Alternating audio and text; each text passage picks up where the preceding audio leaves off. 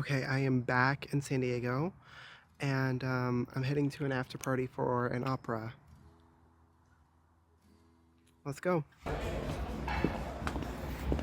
at this freaking house. It's amazing. Right? For example, I love vintage bags. So this is a 1980s bag, and I just throw a Louis Vuitton scarf on it and just polishes up so much. Oh, that's so I know, Tony's not so chic. And look, it has a little button clasp. Oh my god. It has everything you need. Oh, Your you got Adderall, your prep. I can smell the leather. I know, isn't this fun? So how fun is this? Oh, This is the vintage Gucci. Super sick. The Playboy one is really fun. Wow. I know someone who wants that. Yeah? I know someone who wants that. It'll be available. It's actually available online if somebody doesn't want it. And it's cute though. It's like it's just so cunt. And then I have my Kill Bill one here. And then I have my other traditional little Wilson one. Fun. I know, it's kind of fun, right? Yeah. The bathroom's over here if you ever need to use one. Gorgeous home. Yeah, no, so Jojen is fantastic. He's a wonderful host. Party!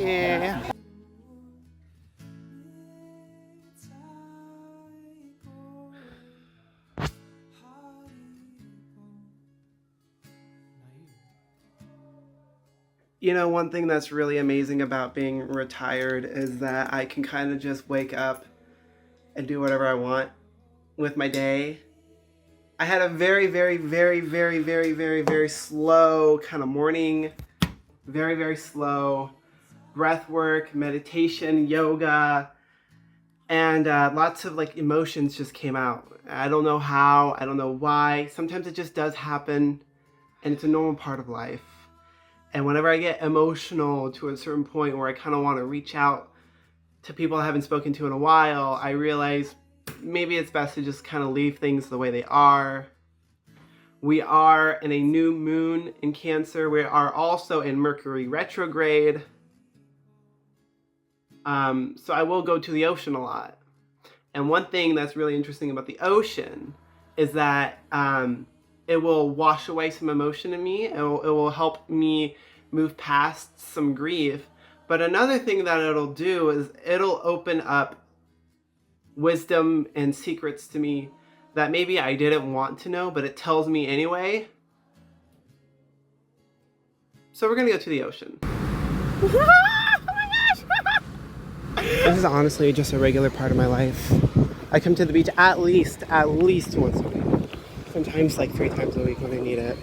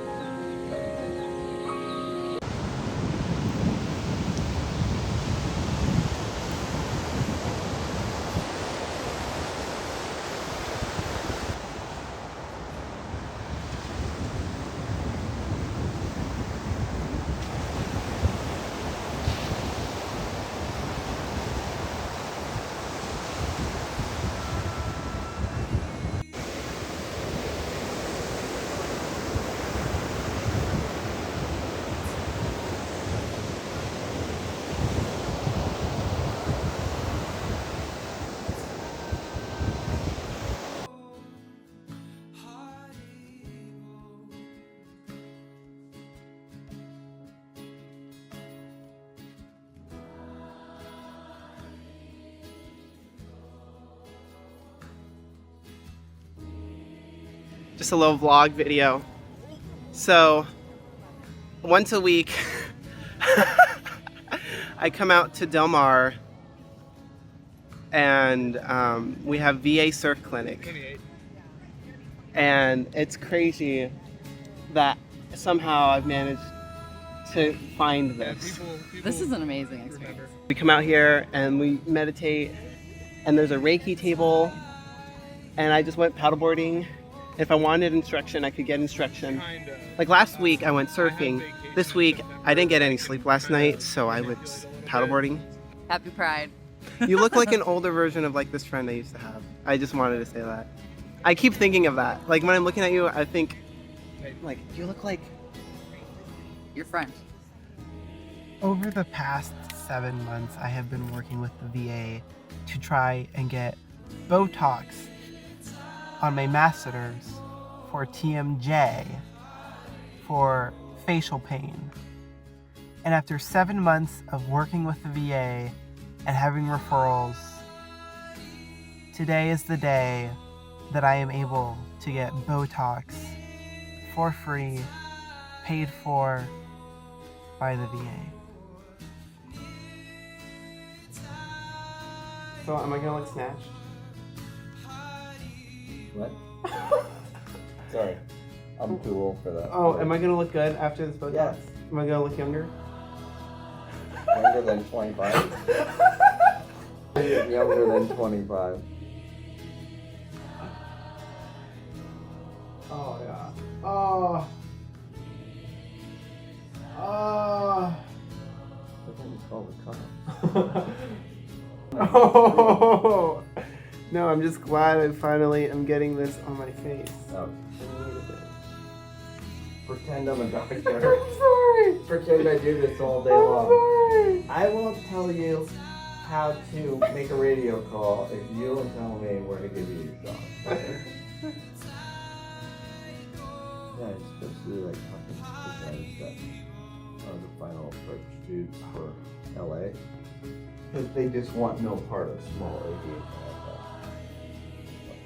Stay out of the worst place. So how much Botox did you give me? 100 units. Is that like $1,000 or something? 1,200. Wow. I appreciate it. I appreciate that you appreciate me. I'm gonna turn this off. So you put Botox around my TMJ. That's what I came. Masseter muscle. No. Doesn't it look very like thick? No, I think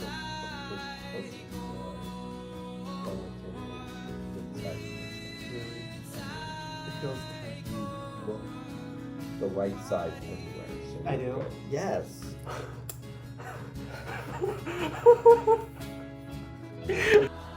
Well, I had my appointment, and I needed that on a more personal level.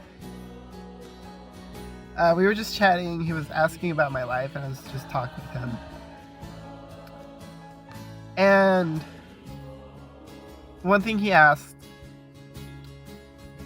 very, very earnestly, just like very honestly, was, I was talking, he said, why are you so hard on yourself?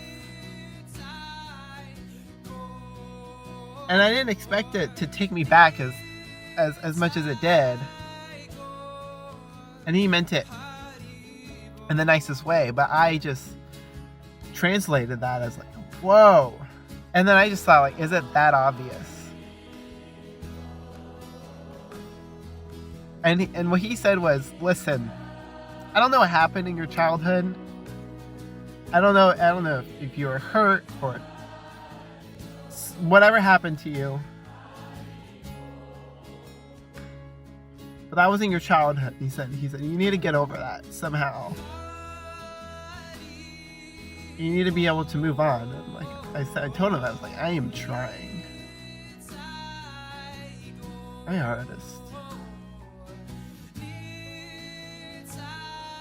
He said, you have it all. You have, the world is your oyster.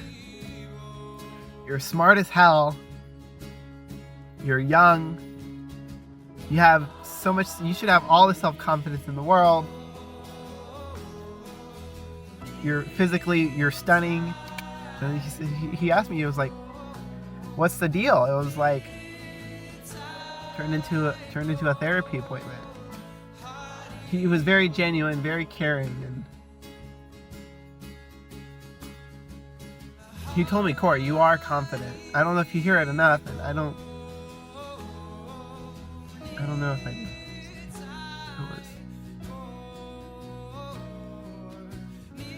It was like medicine for me. I needed that.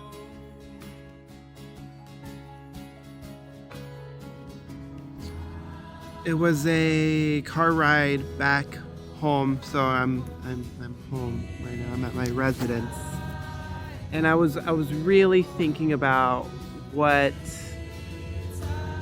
the doctor was saying. We were just chatting, And if I ever say that I got to XYZ place in life and I did it all by myself and I had no help, that's actually not true. And it's not true for anyone. I forget sometimes. I will have one-off encounters with people like that. And I remember with the California EDD when I was applying for unemployment, I had another conversation like that with with a lady who worked for the state. And, you know, we had our intake appointment, but then she was talking to me, and then she got personal. And I don't always remember what people say, but I always remember how it made me feel. And I remember having this tender feeling in my heart. And it's when I know someone sees me. It's very, very nice feeling to be seen. I don't know why I am so hard on myself. Even my adopted mother kept asking me as a kid, why are you so hard on yourself? Why are you so... And I would just break down and cry at 10 years old because I didn't know the answer.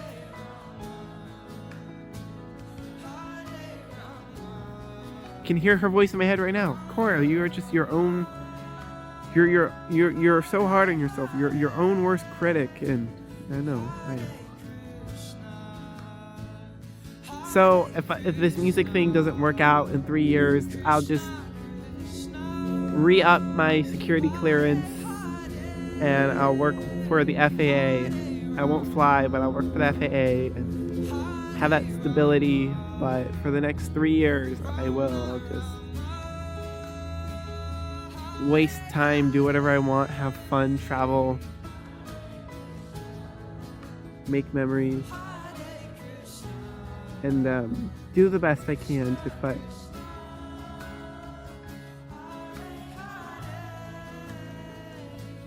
the past in the past.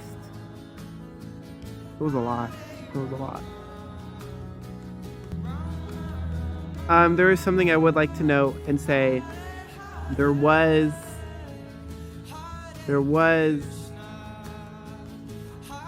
one particular person. He was just such a good influence, such a good man in my life. When I was living in Palm Desert, in like 8th grade and then freshman year of high school, every Wednesday night I would go to the Presbyterian church across the street, across the Highway 74, and me and my adopted parents, we lived on this street called Tamarisk Street. So on Wednesdays, and I think Thursdays or something like that, Wednesdays and another day, I would walk across the street to the Presbyterian church and the Catholic church, and I would have my church youth group and Boy Scouts. Yeah, church youth group, Young Life, and Boy Scouts was kind of what raised me, kind of is the way I am. And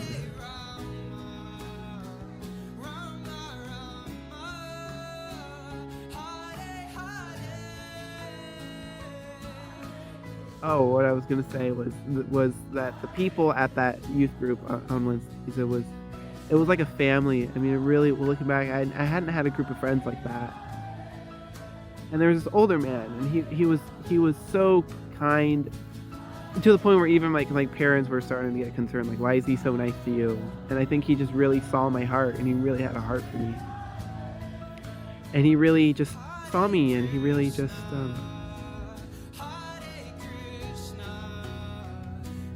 he really loved me, but it was in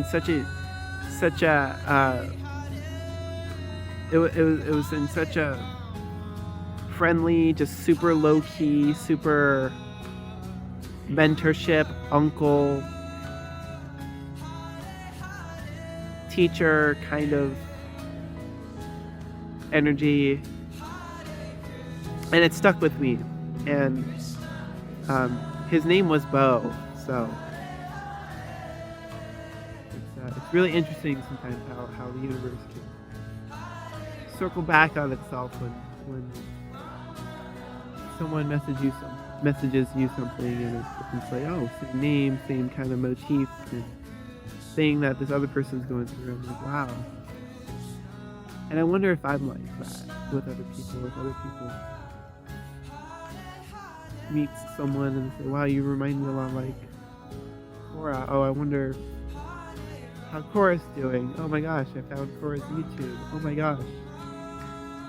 Cora's talking about this exact same thing I'm thinking about right now. How did Cora know so intuitively about what's happening? And then I click on the video, and then I'm like so shocked that Cora kind of can read this. And I just do. I just do.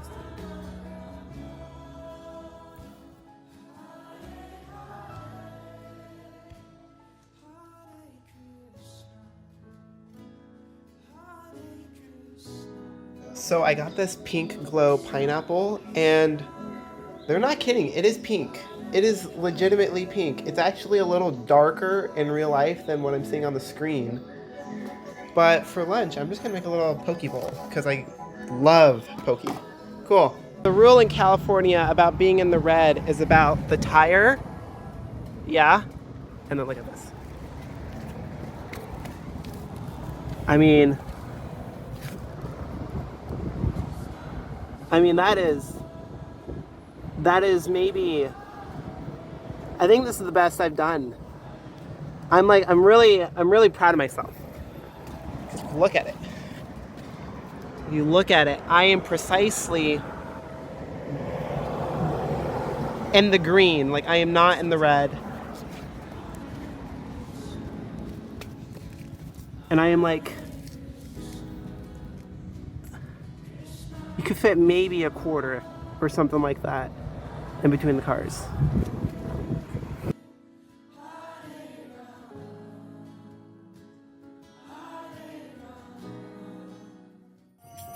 Hare Krishna, Krishna Krishna, Hare Hare, Hare Rama, Rama Rama, Hare Hare. Sometimes you get a feeling before you go to a destination, and you get a feeling thinking, I'm going to meet someone and I'm going to have a conversation. I don't know who they are yet, but I know it'll come up when it needs to come up. And there's this young, we were the same age, but this young gal who just graduated from boot camp to become a medical officer in the Navy. And that was a moment for me to kind of reach back to my old self, because there is kind of a version of me when I was 18 years old, and I had a lot of great advice, but there's definitely some things I wish that I was told. And to be able to talk to this woman, I, in a way, was talking to a younger version of myself. And during the kirtan, I felt something very special kind of come out of me. I want to share what I wrote. One of my friends was singing and leading kirtan, but here's what I came up with. I thought my heart was open, but somehow it opened even more. The chant that allows you to travel through time, quiet the mind, open the heart. Open the heart by quieting the mind. Sing loud, make your voice heard, be loud. Who cares? You do.